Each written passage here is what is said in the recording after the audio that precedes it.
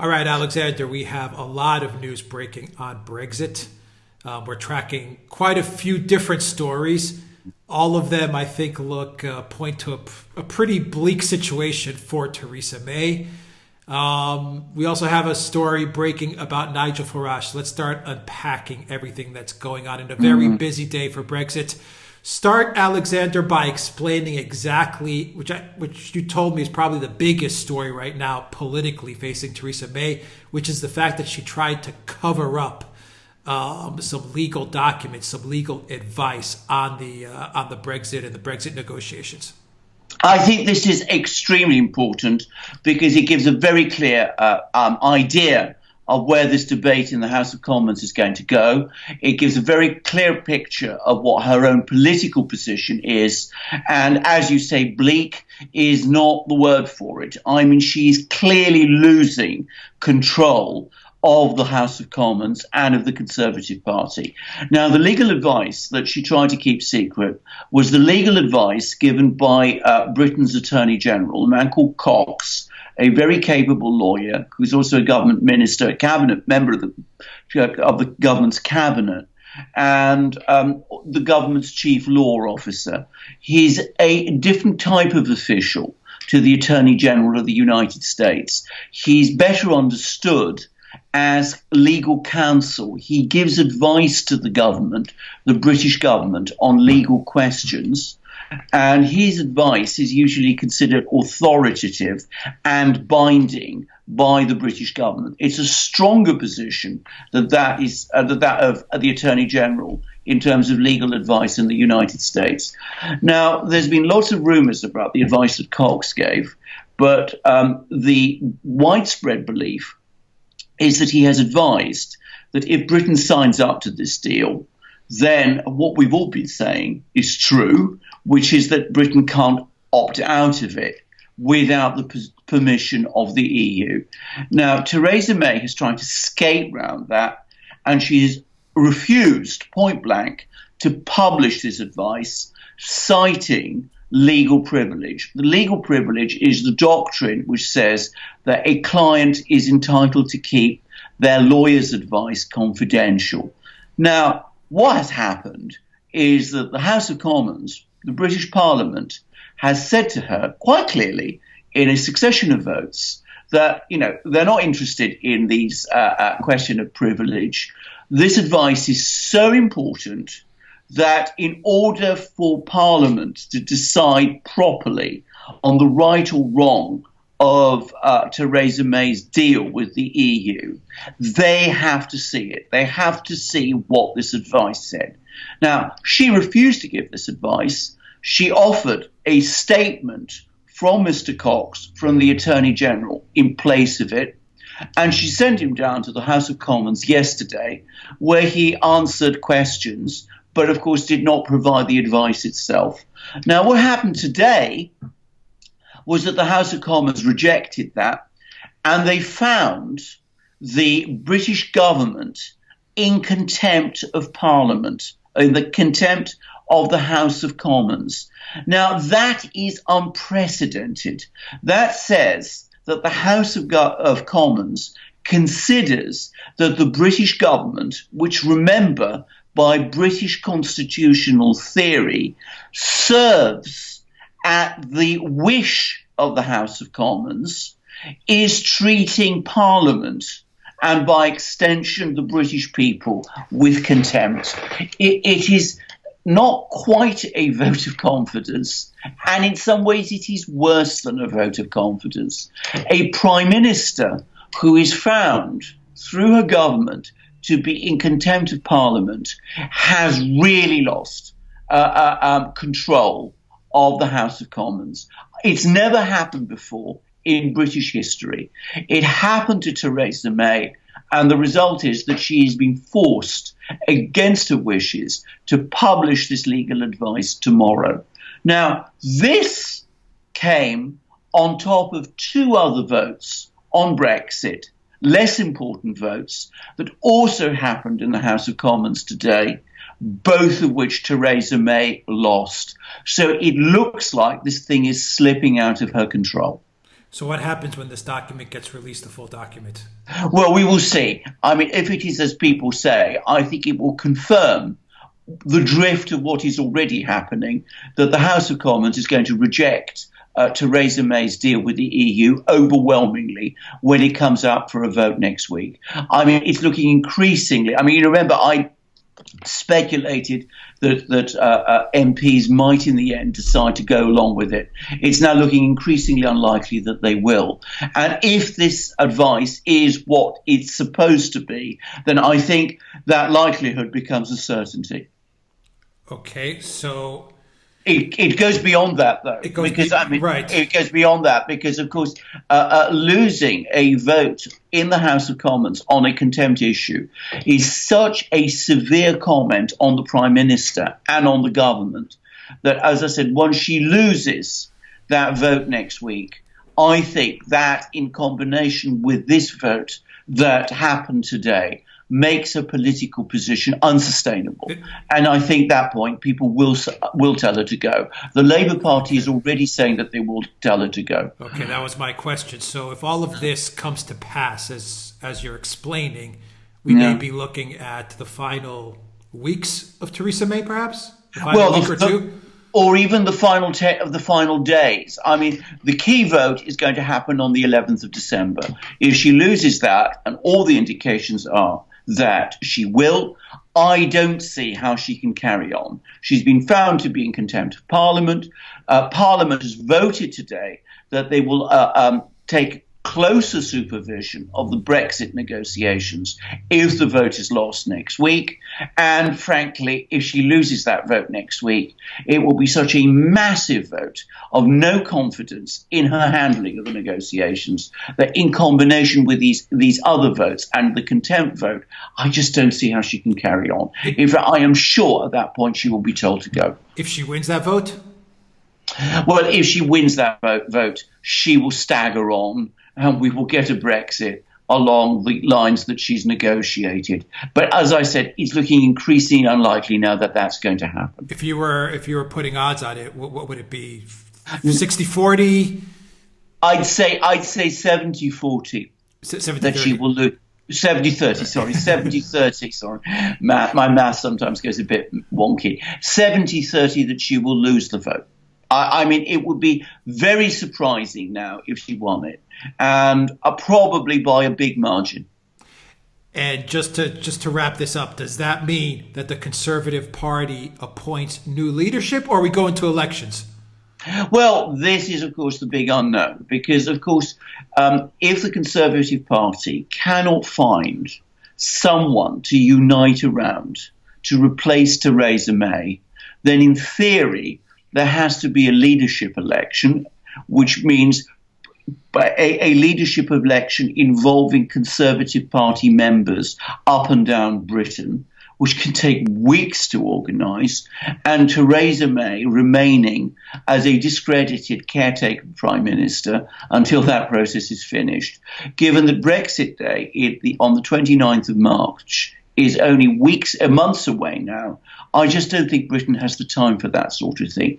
So the pressure is going to be enormous within the Conservative Party to find such a person, a successor, fast. If that cannot happen, then I think that the demand, not just from the Labour Party, but across the political spectrum, from everybody except the Conservatives, for a new election is going to become overwhelming. Yeah, but if the Conservative Party finds that new leader, which it seems to me like they have to find that new leader, if Theresa May loses the vote on the 11th, that leader then owns Brexit. Yes. That person, yes. that Brexit is his or hers going forward. Exactly. And at that point, because the deal has been rejected, that person has no other option, it seems to me, than to ask the European Union to delay the Brexit timetable by 3 months, apparently, is what is being talked about, so as to allow time for a renegotiation. I mean, that's the only way forward. The European Union, I suspect, at that point would probably agree to that extension, though it is not a foregone conclusion. There would then be new negotiations, and we would see whether anything else came up. If not, then despite one of the votes that was held today, I think the likelihood of a no-deal Brexit becomes very real. So there you go. So if the Conservative Party gets that leader in, the compromise, the end game, could very well be a couple of months extension to renegotiate things further. Yes, I think that's the only real way forward. I can't see what other option there is. It may not happen. It may be that new prime minister won't get the extension. In which case, maybe we're looking at a very complicated situation indeed. But I think, on balance, the European Union will not want to be held responsible for deepening a political crisis in Britain. And I think they would agree to an extension. Though they might, that, as I say, it's not a foregone conclusion, and there might be some opposition to doing it. Okay, what do you make, Alexander, of the news that the EU court or an EU judge says that the UK can opt out of this Brexit referendum? Right. Now, this point needs to be explained very carefully because it is not being explained properly in the news media. Let me explain how the European Court of Justice works, because this relates to a case in the European Court of Justice. The Court of Justice, where I've been involved in cases, so I have some familiarity with it, is as follows. The European Court of Justice asks an official who is a lawyer, who is referred to as the Advocate General, there are many of them, to carry out an independent report on a case, which is then provided to the European Court of Justice as expert evidence, as expert advice. The European Court of Justice is free either to accept this advice or to reject it. If it accepts it, it becomes a judgment of the European Court of Justice. If it rejects it, then the European Court of Justice can make its own decision, which may be entirely different. Now, more often than not, it accepts the advice of the Advocate General, but there have been many, many cases when it has refused to do so.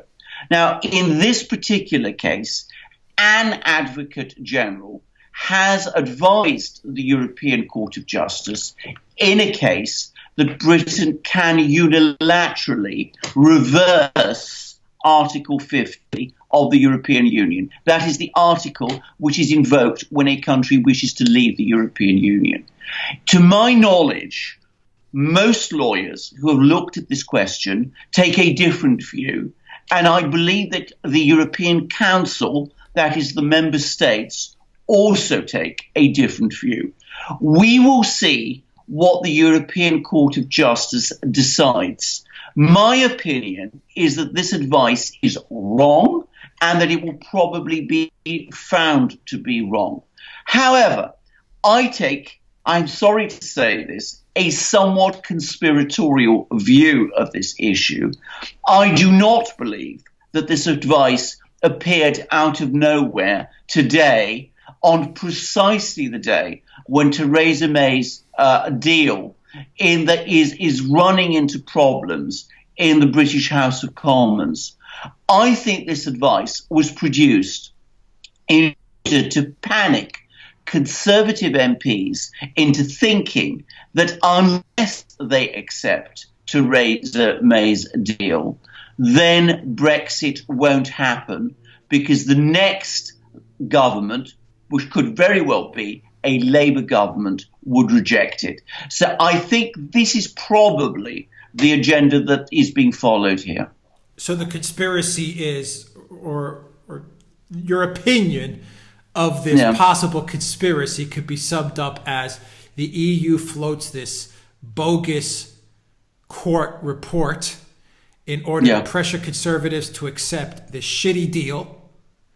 And if they don't accept this shitty deal, then the thinking is that Labour will have another referendum, or that the EU can tell the UK, hey, you know what? Forget that Brexit thing. You can stay in the EU. It's well, legal. Indeed, it could very well be all of that. I mean, that is exactly. I mean, there is that agenda, because bear in mind, I think the EU or hardliners with the EU are quite happy with Theresa May's deal. We've discussed this many times, and we can see why, because it gets rid of the British, who've always been an awkward participant in the EU. They've always come up with all sorts of ideas in the European Council that other people in the European Council don't like. And at the same time, it gives the EU all the economic advantages of having Britain in the EU. So from the EU's point of view, this is a very good deal. But if the British reject it, and I think this, is intended to put pressure on the British to accept it. But if the British reject it, it gives the EU further options. They can then say, if they decide to keep Britain in the EU entirely, well, it's easily done. All you have to say is you want to stay, and we can go ahead with that. Or perhaps more calculatedly, it gives them another lever they can use to put pressure on an incoming Labour government in order to force Jeremy Corbyn, assuming he is the next Prime Minister, into further concessions, because they say, look, you are under pressure from your own party to reverse Article 50, so we can actually, using this precedent, using this advice, we can actually make you, force you to agree to all kinds of things, because if you don't agree to them, your own party will rebel against. So I think that's what the game plan is here. But I come back to what I said. I think this advice is wrong, and I think the European Court of Justice in this case will eventually reject it. All right, well, don't be so sure on it. I don't know. No, Alex. The way the EU plays hardball, I don't know. Alex, you can never be sure of anything with Brexit. Right. The only thing I would say is, though I can see why it might benefit the EU to have this decision go their way in the European Court of Justice, in this particular case involving Brexit, I'm not sure that it works for them altogether in the future, because in a sense, it takes away the initiative from the European Council about whether a country can leave the EU or not. I mean, one can see that a future country, Italy or Hungary or whichever, might be able to use this precedent, if it becomes a precedent, to acquire more freedom of action. But that's looking very far ahead. And as I come back to what I said, we don't know. We don't know, and nobody should assume anything. Okay, and moving from the EU, let's go to the EU's probably favorite parliamentarian MEP, Mr. Nigel Faraj. Faraj says that he is now leaving UKIP, and he's going to form another anti-EU, pro-Brexit party. What is going on here? Well, I think that, as we've discussed this many times, Nigel Faraj made a gigantic mistake when he quit as UKIP's leader after the Brexit referendum. I mean, I don't know why he did that. I think he probably generally wanted to go back into private life, but it was certainly a premature thing for him to have done. I think it was a huge mistake. What has happened is that UKIP has never found a proper leader since, and there's been a huge loss of support by UKIP in consequence. Nigel Farage has been looking at this with growing concern, and what was for him the breaking point is that the existing UKIP leadership has now got itself very much involved with Tommy Robinson. Now, Tommy Robinson is somebody we've talked about a lot on our programs. I repeat what I said before about that legal case.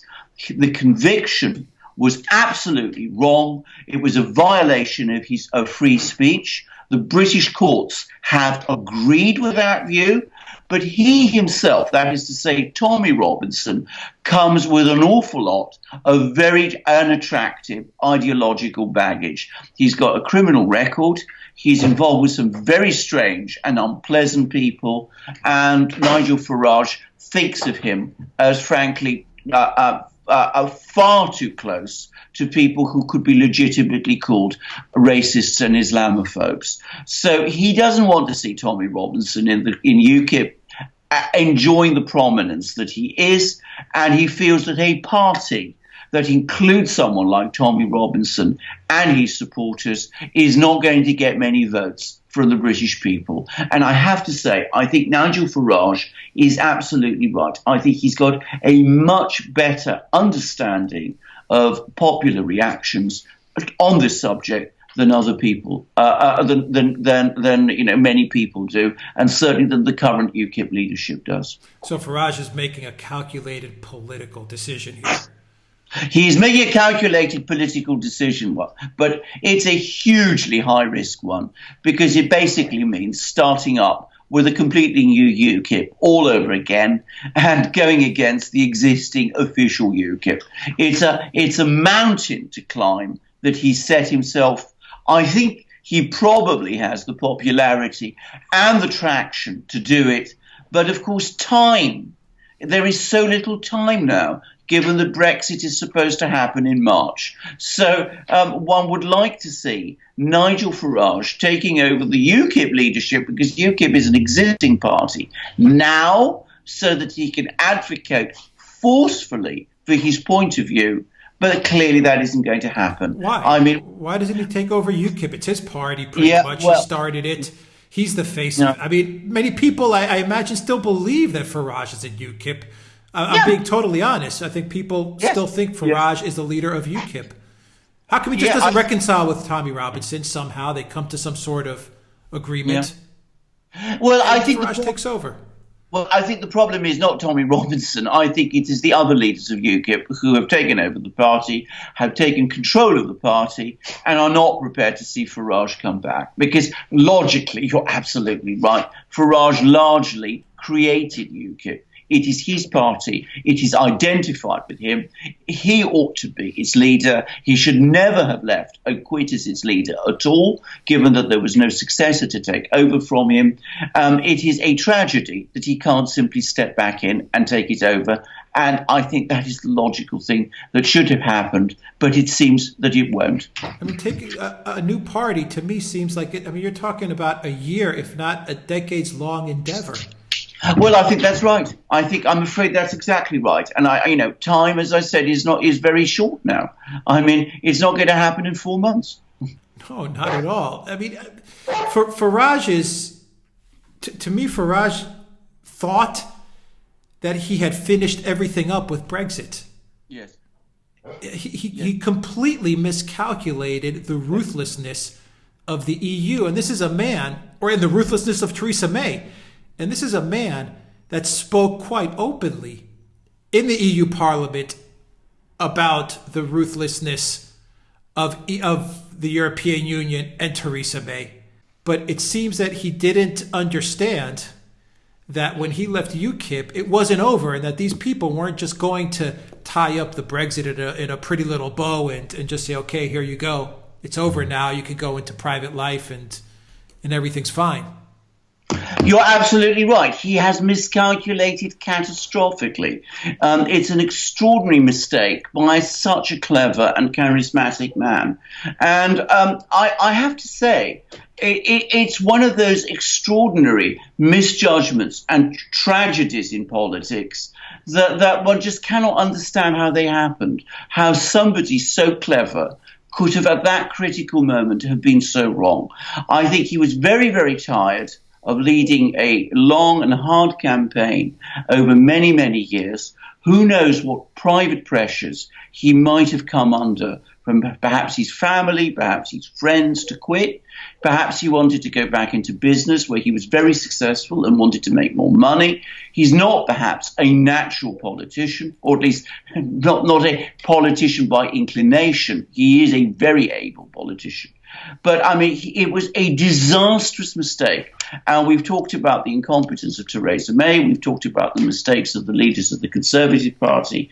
Nigel Farage's mistake in quitting when he did was as big as any of the others, because it opened the door. If Nigel Farage had been there as the leader of UKIP throughout this process, the pressure he would have been able to put on Conservatives, on Conservative members of Parliament, on Conservative cabinet ministers, and on Theresa May herself would have been extremely strong and might very well have delivered a different outcome. By quitting when he did, he has put his entire project in jeopardy. Exactly. All that work is now in jeopardy because he didn't see it through all the way to the end. And if he was the leader of UKIP, I have no doubt that he would have slammed the door shut on Brexit. Absolutely. I mean, a done deal. I mean, if you read his article today in the Daily Telegraph, where he explains why he's quitting UKIP, he makes the entirely valid point that with both the Labour and Conservative parties in their different ways backtracking on Brexit, especially Theresa May's Conservative Party, UKIP should be doing really well. They should be polling very, very strongly. If he had been the leader of UKIP, that is what would have happened. Exactly. We would have had a situation where every single Conservative MP would have had UKIP breathing down their back. Without that Nigel Farage leading UKIP, that isn't happening, which is one of the reasons why we're seeing this mess evolve in the way that it has. Yeah, UKIP is Nigel Farage and Nigel Farage is UKIP. Yeah. Yes. You cannot separate the two. Well, in the popular mind, that is correct. But I'm afraid it has turned out otherwise. As I said, he's lost control of UKIP's organisation. As I said, let's not focus too much on Tommy Robinson. He's a symptom of this. He's lost control of UKIP's organisation. He cannot bend its leadership to his will. They are not as successful electorally as he was, but they don't want him as their leader nonetheless. And he has now put himself in a situation where he's got to start a new party all over again, and that's going to take a year, it's going to take longer, and it will not be done within 4 months. Well, if the Conservatives had any brain, there's their leader right there. Get rid of May and put Farage in right now. Well, absolutely. I mean, I have to say, putting aside this colossal blunder he made to resign the UKIP leadership when he did, he is the natural leader of the Brexit camp. If there'd been anybody like him in the Conservative Parliamentary Party, again, the outcome would have been different. He would certainly not have had this disastrous approach that all the other Conservative ministers have had of simply going along with Theresa May month after month, even after she had been discredited by the election result, and even after it became increasingly clear the kind of deal that she was negotiating. There you go. Alexander Mercouris, Editor-in-Chief of the Duran, thank you for your Brexit roundup. Guys, if you like this video, click on the subscribe button down below and visit the Duran shop. We have 20% off all throughout December on all merchandise. Pick up a shirt. It makes a great holiday gift. And also donate to the Duran. Descriptions for PayPal and the links for PayPal and Patreon are in the description box down below. Alexander Mercouris, Editor-in-Chief of the Duran. Thank you very much. Take care, everybody.